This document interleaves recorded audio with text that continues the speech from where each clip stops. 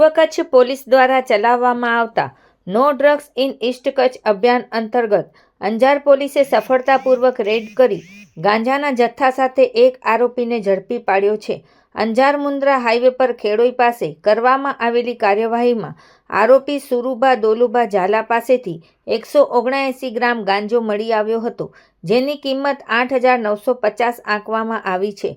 Police પૂછપરછમાં આરોપીએ આ જથ્થો અંજારના સલીમ ઉમેર મેર પાસેથી મેળવ્યો હોવાનું જણાવતા પોલીસે પકડાયેલ આરોપી સુરુભા દોલુભા ઝાલા અને પકડવાનો બાકી આરોપી સલીમ ઉમેરભાઈ મેર બંને વિરુદ્ધ NDPS એક્ટ હેઠળ ગુનો નોંધી વધુ તપાસ હાથ ધરી છે. આ કામગીરીમાં Anjar PI AR Gohil, PSI SG વાળા, RP જાડેજા તથા અંજાર પોલીસ સ્ટાફના માણસો સાથે રહ્યા હતા. રિપોર્ટ ભારતી માખીજાણી, અંજાર.